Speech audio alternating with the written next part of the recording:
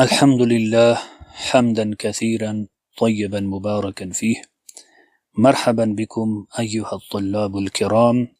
سنبدأ اليوم بالدرس الخامس إن شاء الله. درس پنجم را إن شاء الله آغاز میکنیم و در این درس موضوع جدیدی را إن شاء الله روی بحث خواهیم گرفت. اما اول محاوره دو نفر سعید و یاسر را میخوانیم.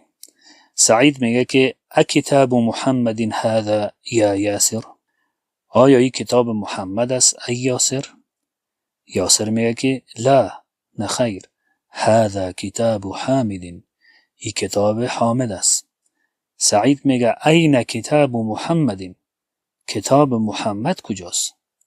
یاسر میگه که هو علی المکتب هناک، او بالای میز دوجاست، یعنی دوجا بالای میز است.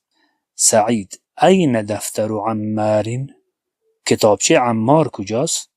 یاسر میگه که هو علی المکتب المدرسی، او بر بالای میز مدرس است، یعنی کتابچه. سعید میگه که قلم من هذا یا علی؟ ای علی، این قلم از کیست؟ علی میگه که هذا قلم المدرسی، این قلم معلم است. بعد او سعید میگه که این حقیبة المدرس، بیک مدرس کجاست؟ بکسش. علی میگه که هی تحت المکتبی، او زیر میز است. هی تحت المکتبی، او زیر میز است. در اینجا عزیزان گرامی، در این درس نویسنده کتاب ما را با یک عنوان جدید معرفی میکنه به نام الاضافه. الاضافه یعنی اضافه کردن یک اسم بر اسم دیگر، یا ربط دادن یک اسم با اسم دیگر. یعنی میتونیم بگوییم که الاضافه یعنی ترکیب از دو اسم. ترکیب از دو اسم را اضافه میگویم. چرا دو اسم را ترکیب میکنیم؟ چی دلیل است که ما باید دو اسم ترکیب بکنیم؟ به خاطر نشان دادن مالکیت ای کار میکنیم. یعنی ملکیت یک نفر که بخوایم نشان بدیم در عربی، یک کلمه را، یک اسم به اسم دیگر ربط میدیم یا اضافه میکنیم بر اسم دیگر. مثلا میگیم که در جمله اول ببینید چی گفته؟ گفته که اکتاب محمدین، منظور ما کتاب محمدین است، کتاب محمد. زمانی که ما داری هم میگیم کتاب فلانی، یعنی نشان دهنده عزیز که کتاب مالکش کیست؟ همون نفر. مثلا اگه میگیم کتاب محمد، یعنی که محمد صاحب از کتاب است. در عربی هم همین چیز است. کتاب محمد یعنی کتاب از کیست؟ از محمد. پس در اینجا کتاب مضاف میشه و محمد مضاف الیه. اینی موضوع نو ماست که دو اسم زمانی که پولو در پولو می باشه و ملکیت نشان میده، یکیش مضاف و دومش مضاف الیه می باشه. مضاف یعنی امو چیزی که مملوک است، یعنی کسی دیگه صاحب ازوست، و مضاف الیه یعنی مالک، کسی که مالک امو مال است، امو چیز است.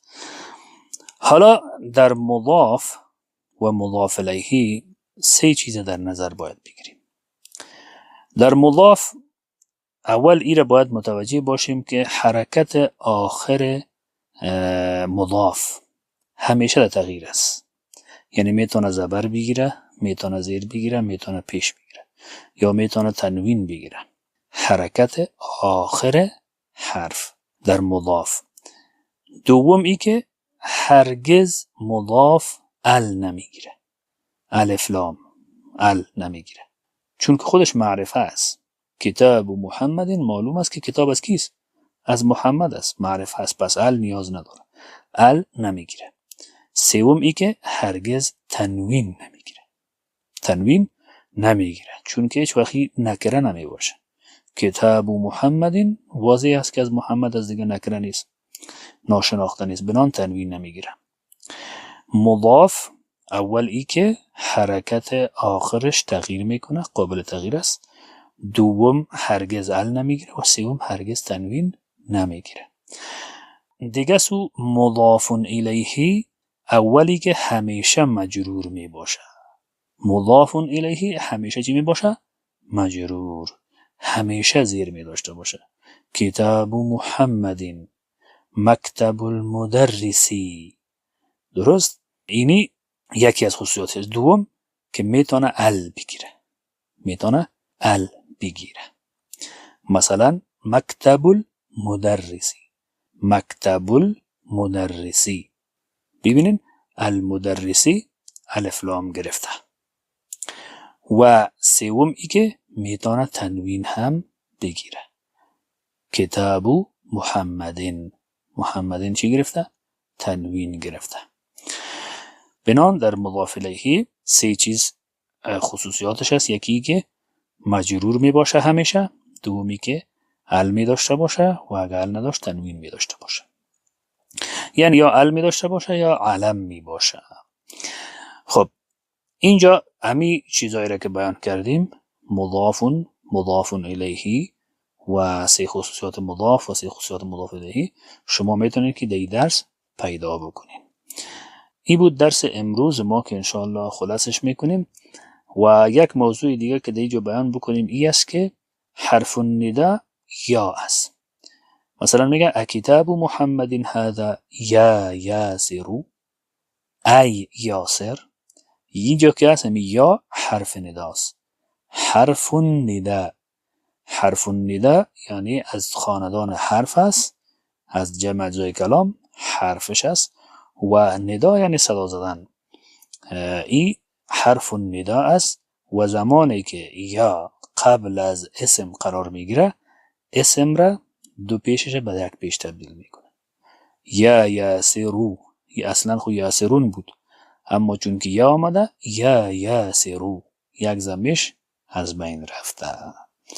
این بود درس امروز ما. انشاءالله تمرین نشه که بر اساس همی درس است کار میکنیم. بعدا باز میریم روی درس بعدی. تا وقت شما را به الله متعال میسپارم. السلام علیکم و رحمت الله و برکاته.